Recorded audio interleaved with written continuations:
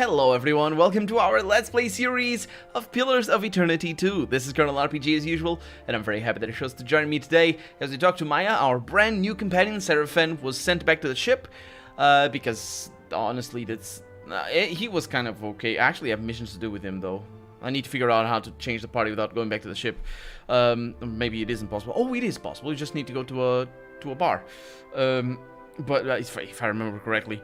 But we are talking to Maya and we're questioning her about her past. She's Kanna's sister, and so she's kind of important, but she's also she's very different from Kanna, which she was telling us about. She's a ranger, by the way, and a rogue. She's dual classing. She's still level 1. I'll level her up in a little bit. But yeah, we're talking about her bird. Hey, Chiza, who's a good bird? That's not. I don't think that's how you talk to bird. I don't know. The bird cocks his head, his eyes reflecting a mixture of friendly recognition and murderous calculation. Uh-oh. That's his I'm hungry and you're wasting my time face. Better step back, Captain. Okay, let's be off. Well, if I had known. Let's have a chat with her a little bit more. I think I can ask more. Your orders, Captain? No, apparently not. Bye. Okay, let's level her up. And, she has an arquebus, I guess. We are probably gonna need mechanics galore, a lot of them, like 5,000. And we are gonna need streetwise most likely, and we have survival. Streetwise is good. Let's go with streetwise. She also has bluff. Yeah, she's pretty good at replacing Serafen, I would say. And we have ranger skills. So what do I want? Ranger for the animal and thief for herself. That might be a thing. She does come with wounding shot already, which is actually nice. Oh, it only lasts for 6 seconds though, so it's not that nice. What about this one? Accuracy against foe target. But that designates a single target as prey, giving the ranger and animal companion an accuracy bonus.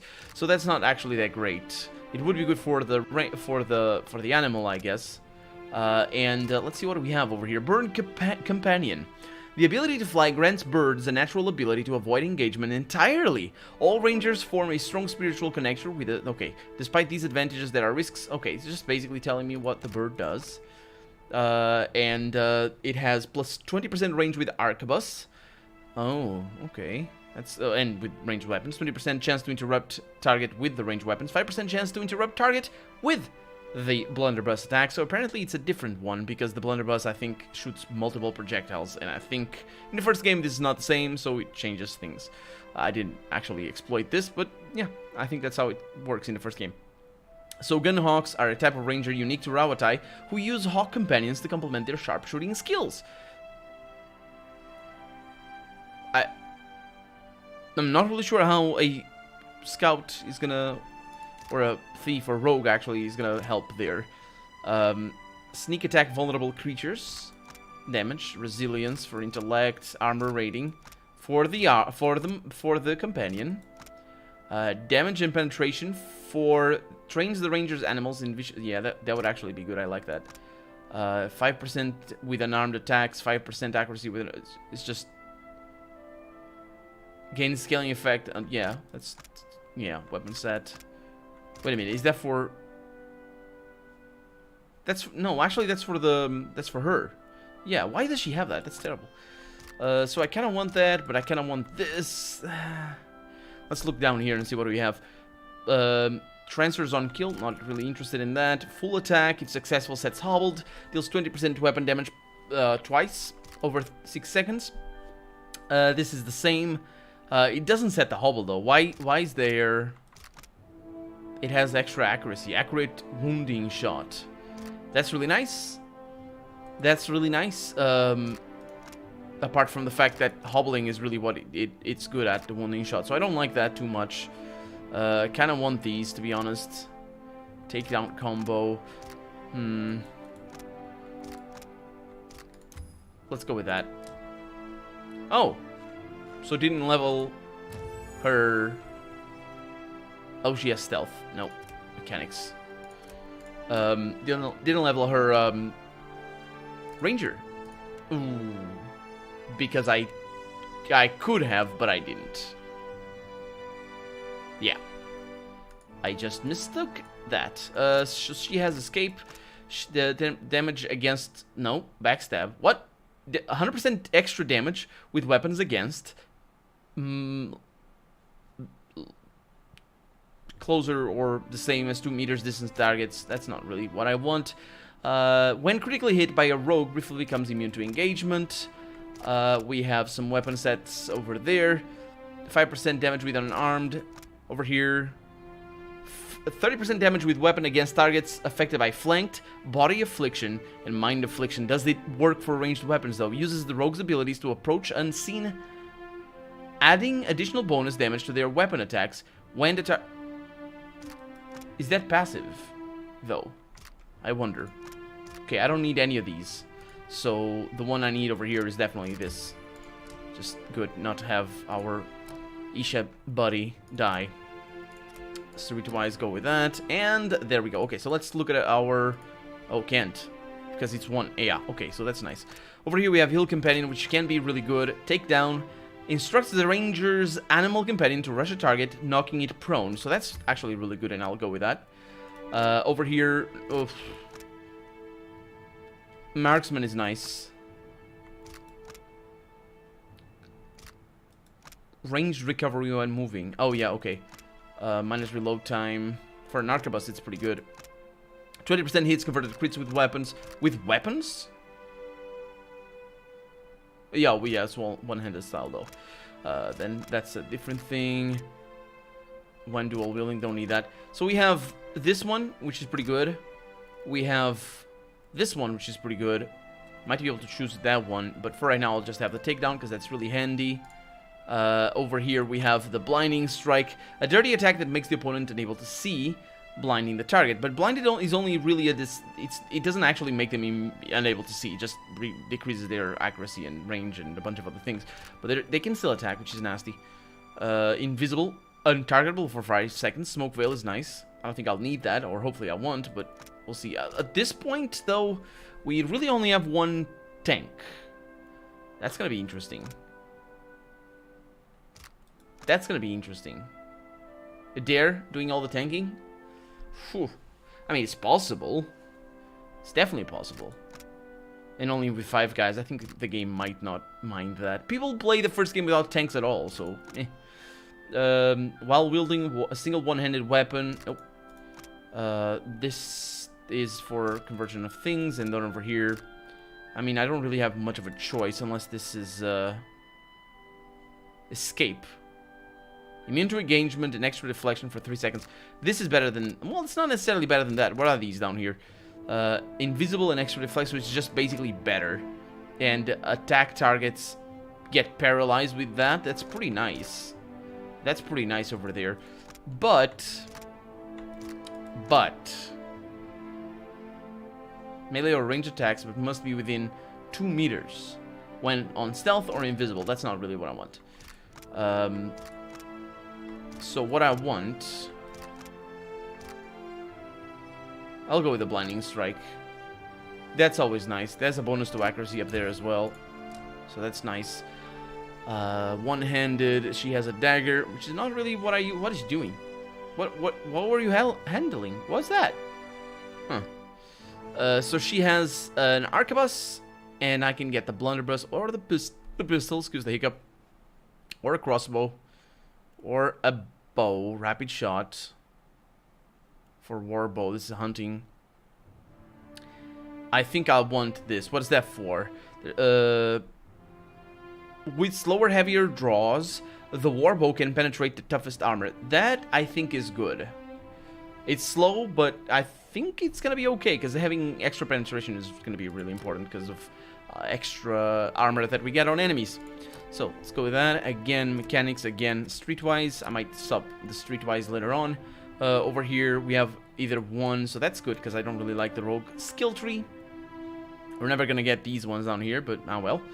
I want this one, the marksman. Oh yeah, for sure. So, next. And again, streetwise, and again, mechanics.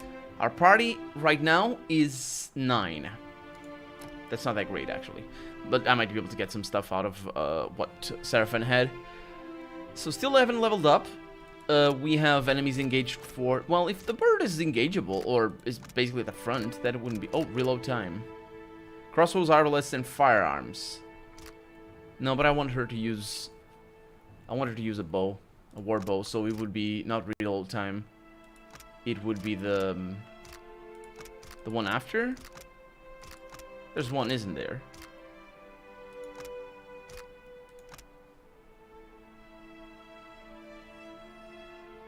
No.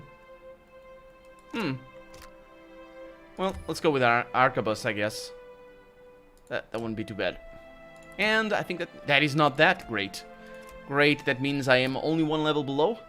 We have tumble now and evasive rolls and all that sort of stuff. So we have one for each, which is nice. Over here I have hobbling shot, which actually I might want to go with. Revive companion is also pretty nice. Evasive roll. The ranger quickly dives to a safe distance and gains the quick inspiration. So over here all defenses against area of effect attacks. That's basically reflex. But maybe not, actually. It's a different thing. Extra fortitude, extra reflex, extra... What? Heightens the predator's instincts of the ranger animal companion, giving them a damage bonus on any creature suffering a damage over time effect. Yes, that's I had this in the first game. Concentration and extra will. So I like that. I will go... I don't think the animal companion can die. Or has wounds. So... I'll go with that for the hobble. Hobbles are very important. And then over here on the rogue side of things, we are getting the nice stuff now.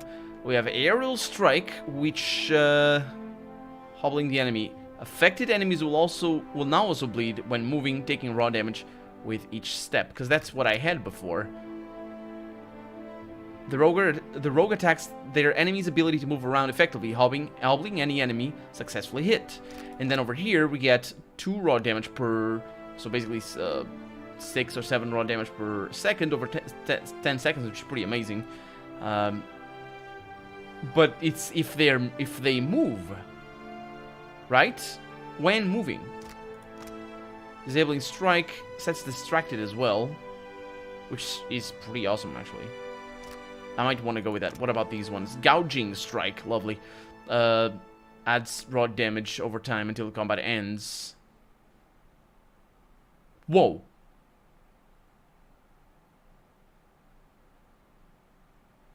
Really? Raw damage can't be resisted. Yeah, that's what I'm gonna go with. Confounding blind. That says blinded. Not really interested. This is just a blinded. Wait a minute, what's the difference then? While blinded, all attacks on the target add a stacking penalty to deflection. What? What? But that's only for 15 seconds. That's not too good. Because it's really good.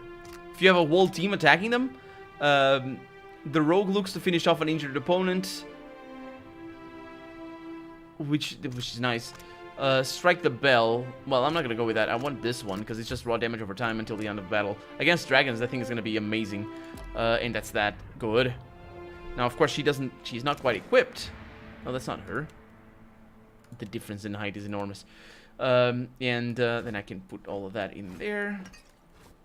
Because you use that, and she uses a sword. Dual wielding swords, that wouldn't be too bad. Maybe dual wielding stilettos would be better. Do I have nice things for that? Stop making a mess. I have in stock. It's a two-handed weapon. Morning Star. I mean, this thing does piercing damage, so having a sword. Oh, a sword is, yeah, piercing and slashing. I would like. Oh, this is piercing? How is a morning? No, it's piercing and crushing. Yeah, that's actually good. I'll go with that. It's a two-handed weapon though, but oh, she can't use it because there are 2 weapons there. Now she can. Good. And as for equipment, she has sharpshooter's garb. I think I have something for her. It's fine. That's nice. Yeah, these are nice as well, but that's not what I had. Well, it's basically the same thing that we have around here for everything else. This one sucks. No, they're not. They don't. Oh, that's nice. Exceptional scale armor. That's fine. That is exceptional. That's nice. How do you look with that? Oh, they look good. They're pretty cool. Pretty cool. Yeah, but I'm gonna stick with that. And I can enchant this, so might be good later on. Then over here we have intellect and maximum health. Well, she doesn't really have any need for that right now. And then I have nothing else around here, right? Right. Okay. Yeah, I'll need to. This to good use. I'll need to get Seraphim to do that. I'll also need to look at you. I'm not really sure how this is gonna go. This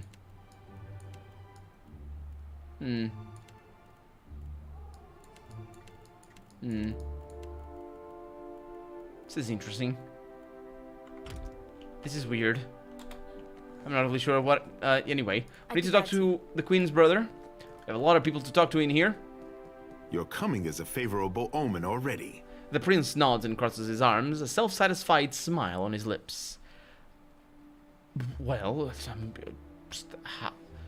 you don't need to tell me, I guess. Akira, this is the confidence my people need. You happen by a time when our rivals bicker and tear at each other's throats. It does not take a priest to see how the gods send us an outsider to dig under the skin of our enemies. It almost sounds like Sulik all of a sudden, but I don't think it is the same voice actor. I think he actually stopped voice acting, Sulik's voice actor, soon after Fallout 2. Well, I'm honored to meet you, and I'm gonna bow. Save your manners for my sister. Kohopa fashioned me for the arena, not the court. I will not paddle around the island. My sister wants to know if you are as useful as you are disruptive. She trusts me to judge this. You did not come this far to serve the crown, I say. But sailing is an expensive hobby. Loyal service can keep your galley stocked. Well, I could use some extra coin to outfit the Defiant, sorry. Akira, to patch a hull or stitch a sail is costly when supplies come from distant islands. The city has honest work for those in need, I say, and insists that everyone carry a heavy purse. So what kind of loyal service did you have in mind? My sister keeps a tight grip on Nekataka, but the filth of it drips down her palm and into the gullet. He opens his hands and emphasizes the, for emphasis on, and wipes it across his shoulder. Under our noses, I say, do foreigners smuggle contraband and pay the Rapau for their silence. Take this if you need proof. This medallion once graced the neck of a Valian dignitary and was assumed lost after a terrible shipwreck. How it ended up in the back streets of Nekataka is a question that Prince Aruihi once answered. A Valian envoy medallion. The Republic's reward these for exemplary service. Akira, you are sharper than my guards for knowing this, I say. An envoy ship sank a day's voyage out of Nekataka. He wore that on his breast. My guards recovered it in a raid of the gullet. This confirms my suspicion. Nekataka has a pirate problem. His upper lip curls with distaste. I thought this was obvious. Smugglers and thieves cluster like rats in Delver's Row, a growth in the bowels of our city. It's beneath the gullet. Oh, yeah. I don't remember reading that name, but we have read about what is beneath the gullet. I thought it was the Undercity or something like that. I want someone to peddle the medallion to the black market, earn the trust of these pirates, and learn how supplies come into my city. Ooh, that sounds really interesting. Also a very big change of pace from what I do, which is just going in, oh, you're not nice to me. Well, I'm gonna kill everyone then. To what end? It will depend on what you find, I say. That's reasonable. He folds his arms and scrutinizes the floor between his feet, deep in thought. He's telling the truth, but there's something more to it all the same, and he doesn't trust his face to not betray it. Onikaza leaves this for me to handle. While she worries about the manor, I tidy up the basement. Okay, now tell me what you're holding back. I say nothing gets past you. Is there any question why I want you for the job? He chuckles to himself. If we dealt only in pirates, then I would put a trusted agent in rags and send him down hiding in a food wagon. But Akira, I have reason to suspect our problem goes deeper than we know. For this, I want an expert. They say you're on familiar terms with Ngati's chosen son, Tekeho. See that he joins you in the gullet. He knows something of our troubles already. What's that? He gave me its confidence, I say. I leave the rest for him to disclose. Be on your guard in the gullet. I fear the caverns run deeper than even Ngati could guess. Tekeho, he mentioned... Is that one of the people that's with us? Is that one of the... I don't remember their names. I guess we can see them over here. Tekeho, right there, yeah. Okay, we're gonna have Tekeho with us. Handsome. What? Oh, wait a minute, what? That's their quests? Maybe it is. Or not. I don't... Oh, no, that was what I said. Yes. And that's why he might like me a little bit. I don't have any... Oh, look at that. There's a little bit of a thing right there telling me... Oh, but this one doesn't have one. How come? I have no idea what any of that means. Well, that's good. Can I not chat with you a little bit more? For what do you seek the royal brother? The royal brother. I want to discuss the black market in the gullet. I expect results, Watcher. Yes. If there's curiosity to be satisfied. Akira, I will help. I have questions about you and the Juana. Akira, both topics I know well. I'm glad. How does the caste system work in Nekataka? It is the same in the city as anywhere in the Deadfire. Mataru judge our souls at birth and organize us for the survival of the tribe. Oh, that's the highest class, consisting primarily of warriors and priests. I'm not the first to say it, but Nekataka has more walls than beaches, more roads than clearings, and more people than fish. Nowhere in the city does a Raparu sit around the same fire as a Mataru. Nekataka tests our traditions, I say.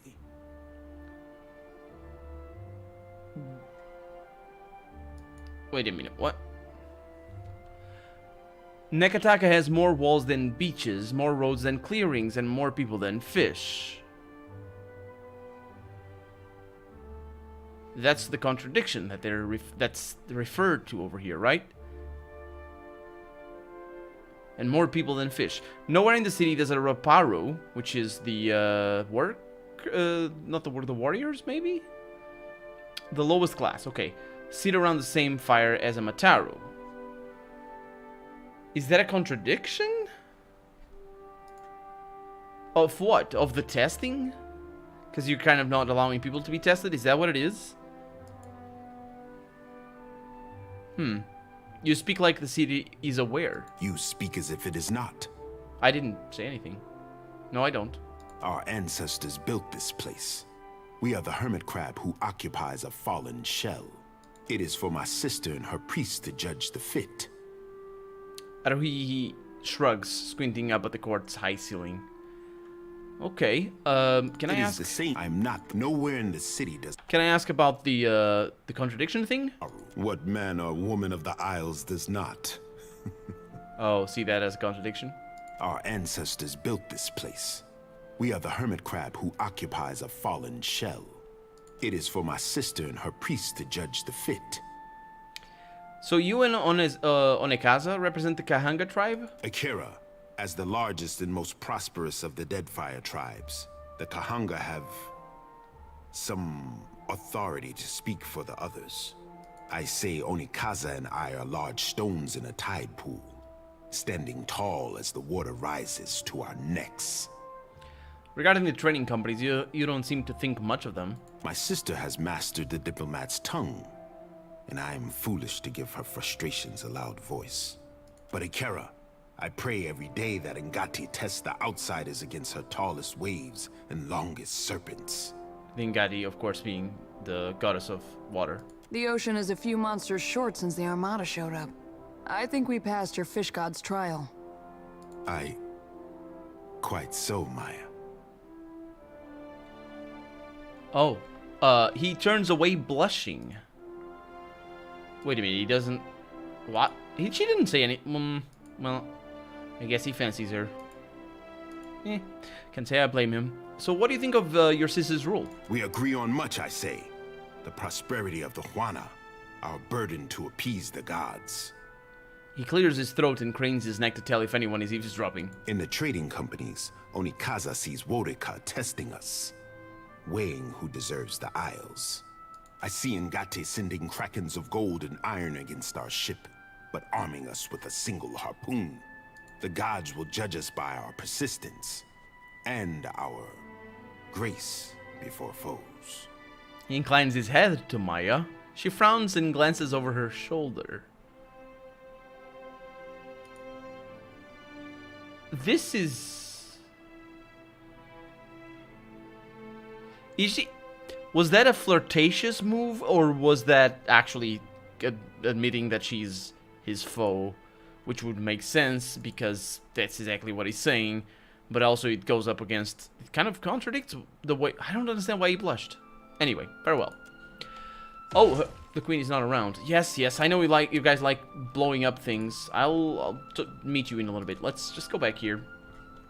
Back to the, this is the fanciest thing. Did you arrive on the Defiant? Asks that person. No, I arrived on the poop. The poop chute. Where is this cannon that blows up? A Tepu. What's going on? The cartographer bites his thumbnail and mutters to himself. Oh. What about this thing? The Juana depiction of Helia is almost menacing in its intensity. Well, it's so menacing that we are out of time for the day. Just like that. Time has gone. So for right now, I'm Colonel RPG, and this has been Pillars of Eternity 2. I really hope you've enjoyed it. And if you did, go ahead and leave a comment, like the video if you want to see the next episode come out sooner rather than later. But above all, thank you so much for watching, and I hope I'll see you next episode. Bye-bye.